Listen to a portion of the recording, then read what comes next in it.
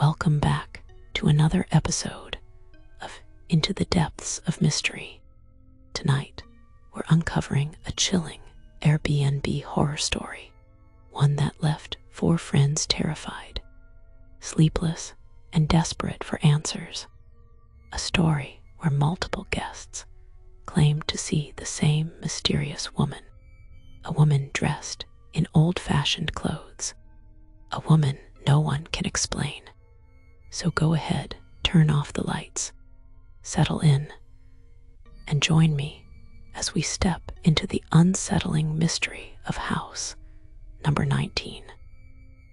My name is Leo, and if you asked me a few months ago whether I believed in ghosts, spirits, or anything remotely supernatural, I'd have laughed.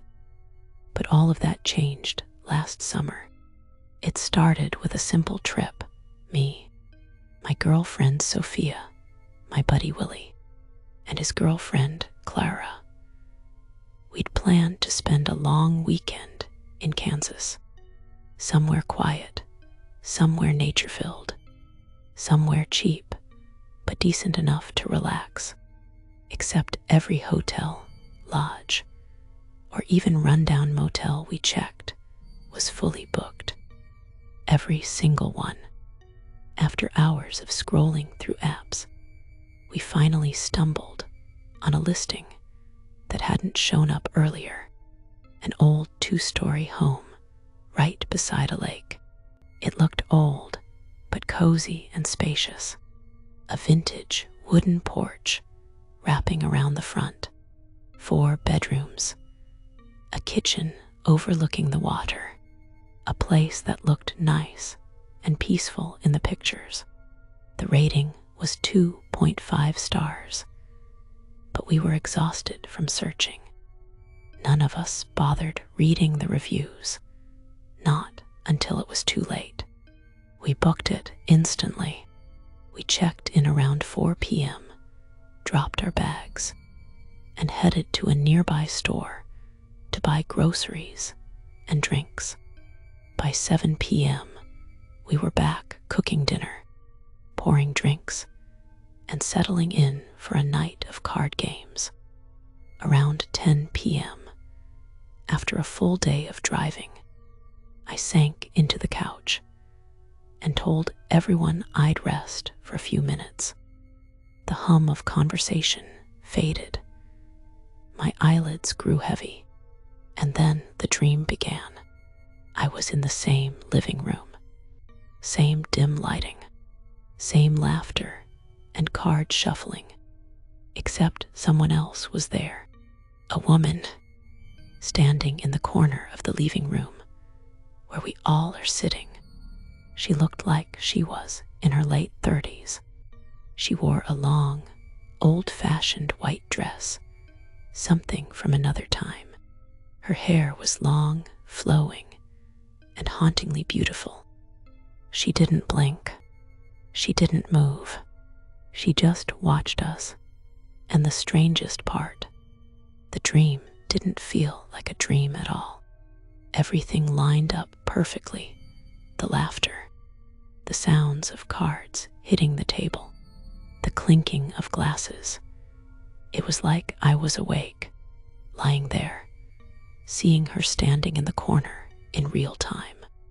Then her head slowly tilted upward, her eyes locking directly onto me. And that's when I jolted awake, gasping for air. Everyone stared at me, asking what happened. I shrugged it off, saying it was just a weird dream.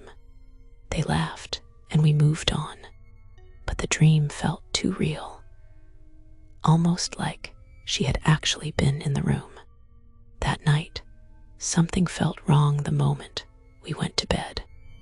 I wish I could blame it on the unfamiliar mattress or the creaking house settling around us. But it was more than that. Sophia shifted restlessly beside me, tossing, turning, and huffing under her breath. Every time I drifted toward sleep, a sharp jolt pulled me back awake, the unmistakable sensation of being watched. Hours blurred. My mind ran in startled circles, trying to convince itself everything was normal. But it wasn't. Around 5 a.m., Sophia jolted upright with a small gasp. One hand pressed against her chest. Her breathing was shaky, and a thin layer of sweat clung to her forehead. When I asked what happened, she gave a quick, shaky reply. Just a bad dream. And that was it. She didn't want to say another word, but I could see it in her eyes. She was shaken to the core.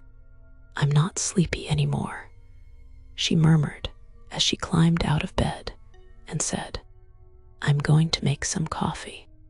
She walked toward the kitchen, still visibly unsettled, and after a moment, I followed her. We sat together, quietly sipping our coffee, trying to ground ourselves. The house felt heavy, so we decided to go for a walk by the lake to clear our minds. When we got back, Willie and his girlfriend were already awake, something completely out of the ordinary. Willie usually sleeps in until noon whenever we go on trips. No matter what we plan, he always ends up sleeping late, and we usually get delayed because of it. So I asked him, You're up early today.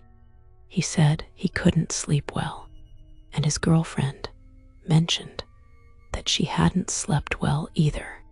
The day went on normally. We walked around, did some outdoor activities, and enjoyed the entire day out. By the time we got home, we were all exhausted, so we went to bed early that night. That night, exhaustion knocked us all out early, but sleep didn't bring peace. Once again, I dreamt about the same woman, the one in old-fashioned clothes. This time, in the dream, I saw her open our bedroom door, step inside, and walk toward our bed. I watched her as if I were awake, frozen in place. Suddenly, I gasped and woke up.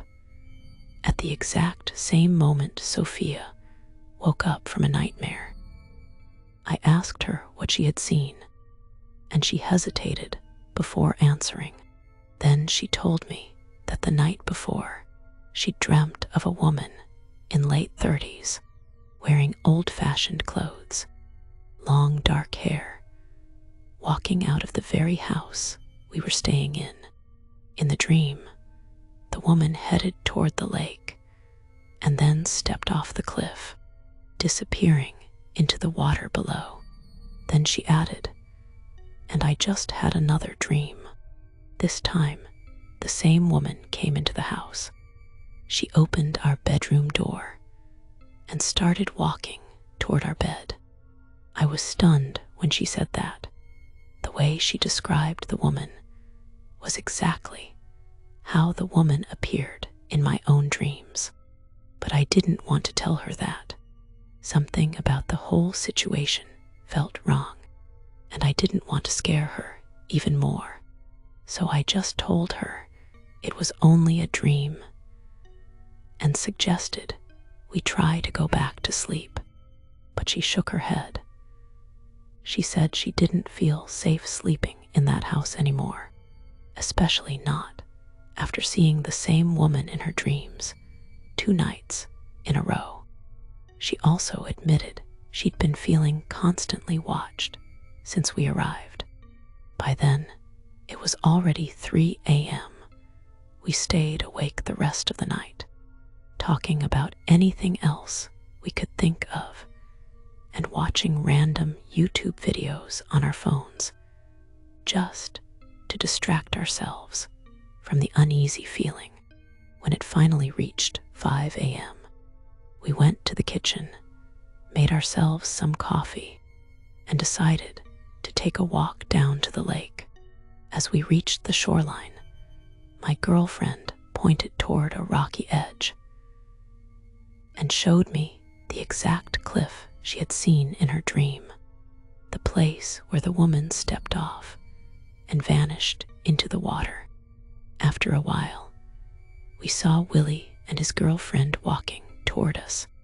They were pointing at the same cliff and talking about something. When they reached us, I asked what they were discussing. That's when Willie told us they had both dreamt of the same woman. Willie said he saw a woman jumping off the cliff, exactly like in my girlfriend's dream. His girlfriend, on the other hand, dreamt of the same woman walking around the house, opening their bedroom door and silently watching them sleep. We froze. Hearing their descriptions made my heart drop. Willie noticed our reaction and asked, "Is everything okay?" I finally told them. We saw the same woman in our dreams too, both nights. Their faces went pale instantly. We didn't waste another second. All four of us rushed back to the house, packed our things, and left as fast as we could. I contacted the host about the last night's refund, and they returned the money without any hesitation. We explained what happened, but the only reply we got was an apology, and then complete silence after that. Later, we checked the reviews, and to our shock, many guests had similar experiences and had also left early. We even tried searching for the history of the house, but there was nothing online. No records, no stories, nothing. We still don't know who that woman was or what happened to her.